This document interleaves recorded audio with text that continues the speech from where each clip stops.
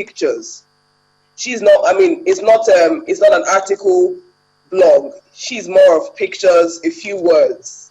So other news websites, they do more of articles, which is why they will use a different format. Format has nothing to do with whether it's a blog by a gossip blog or it's a news blog. I think the format has absolutely nothing to do with it.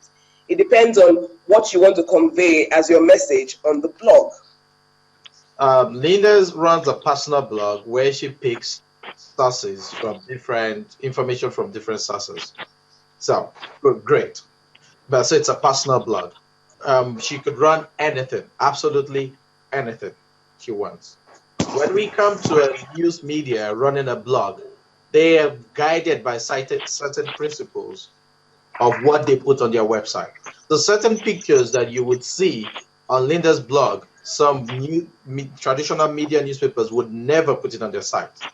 Never for anything. They would not report certain news and they would stick to what they do. That's why I said if you go onto Vanguard's or Guardian Nigeria, there are specifics that you see on their sites. And they are not blogs. Because I always say these blogs are owned by individuals, while the news media site is owned by an establishment, a corporation. And the responsibilities are different in that aspect. I think we're trying to miss the whole thing here. Like I said, distinctively, a blogger is not, capital letter, is not a journalist. But in that aspect, bloggers can metamorphose into journalists because of interest. In blogging, there are no professional or ethical standards to follow. But in journalism, you have to follow it. It's a profession. You understand what I mean? You will not just break every news and any news. The things that journalists hear, every day, the phone calls, the secret emails that they post every day on a daily basis. If a blogger have that opportunity to get that, I tell you, Nigeria will be something else. Why? Because they are moved with emotions. They are moved with how many hits I'll get in a day. But a journalist move with, it's my profession. What I'm doing, I'm working with the public and I'm working with those I'm reporting the news to. So your professional career comes in between that, but the blogger had nothing to lose. What I want is, let me get the hits and let me get the advert and let me go move on to the bank. That's what it is, basically. But still, a sincere blogger will move to become a journalist with time. In as much as blogging is going commercial, regardless of how it comes, content is the ultimate here. We are looking at content and the medium of passing out the information. Like I said, blogging is all about passion and interest. You make the news. Why journalists report the news? That's how it is. So trying to bring blogging, a blogger and a journalist in the same place, it's to me, I think you are trying to put water and oil in the same container, which cannot go alongside. Let me say it's not contestable that people visit more sites now. They visit the blogs more than they do the mainstream news sites. What do you think is the reason for this trend? Perkins? It all boils down to content. Now we are living in a microwave generation. People don't want to read long articles. If you observe bloggers, they go straight to the point. They tell you this is what happened, this is what happened. You understand what I mean? And most times is the headline. Sometimes the headline is far away from the content itself. And all these with a view to get hits, page views, daily page views and everything, to get high ranking on Alexa and all that. That's what it is. All right, just to digress a bit now, Babatunde, how breaking is breaking news now? The world over. Breaking news? Yeah, how breaking is breaking news? I think the rush to even break news these days, it's alarming, it's killing, it can give you a potential. I don't believe in breaking. Yeah, breaking news if you think you're the first to break it out there. But in a bid to break the news, bloggers tend to rely on the first-hand information they get without verifying sometimes, and they mislead people. And that's a lot. I think news media would try to double check, second check, and stuff. Those are the journalists. They are quite wary. I'll give you an example.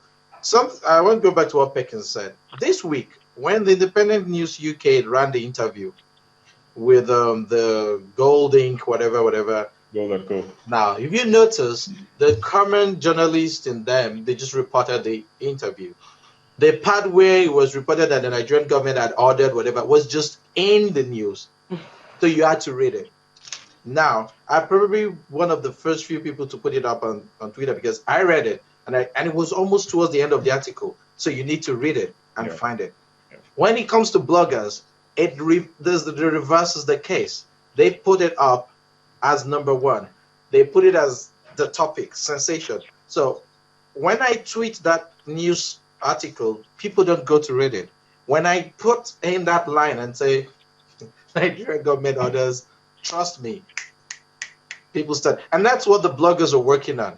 But sometimes the disappointing part for me is that these days, bloggers actually tweet headlines where the contents don't match with the headlines at all. I mean, it's different. Even this independent one, you would read it and you would find, okay, the interview did say something relating to Nigerian government doing it, which was later on, changed, and Nigerian government saying we did not order it. But these days, you would get links from blogs. You read the headings, 2 dead in Port Harcourt. And when you read the news, you hear about one taxi that passed by 2 people, and those 2 people were waving at the taxi. That's madness. And that is what I don't think the media, journalists, trained journalists like Channels, Guardian would report such a thing. Don't forget to watch the full online conversation. Visit our website, it's channelstv.com, or log on to www.youtube.com/channelsweb. Interesting comments streaming in from our social media platforms. I will read some of them before looking at the 5 most viewed videos on our YouTube channel last week.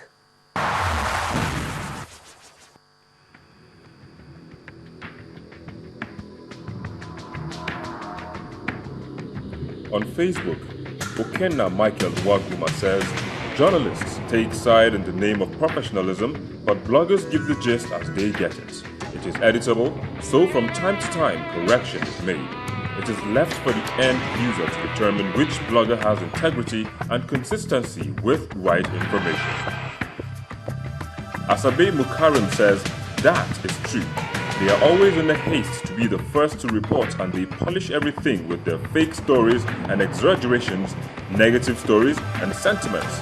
This is affecting we, the youth, misbehaving around, scandalizing our leaders and parents, all in the name of freedom of speech. So sad, she says. White Daniel adds, this might be true, but at least they are not under any media house, which is under obligation, and might refine and refurbish the news, which in such process might taint the facts in order to favor or witch hunt a particular party or politician, individual, and group. On Twitter, at OKOBKThings, blogging is a subset of journalism. The latter is a little bit more formal and quite professional.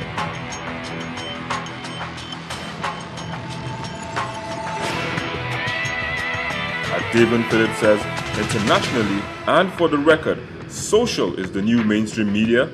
Done professionally, he says, blogging is the new journalism.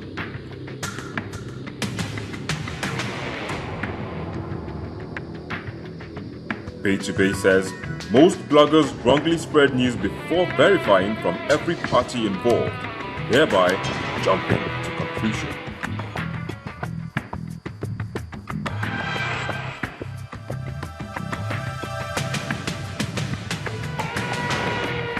Let's start with the picture now. What happened? Why did that picture come up and why did you put it up? Oh, well, that was not, I put that picture up, but with a different caption. Because it's just like someone saying, like, I would do something for you on your birthday. I was in London on my birthday, so I wasn't around. So a lot of people did a lot of things, like create a lot of gift cards, a lot of pictures for me. And I was trying to put them on Instagram to say, okay, this is what people are doing for me. Then I put a different caption under which says, thank you very much, teammates. Okay? And they took the picture That's weird, though. Yeah, I don't know what it was. Okay. Well, whatever it is, it was a picture that was given to me. So they took the picture out from another account that was not mine. So it wasn't necessarily from my account they took it. So I didn't have anything to do with it at all. Beverly, welcome back. Thank you. Just let me start. Are you telling me the whole experience? We father's voice was quick on the spot and very educated as well, too.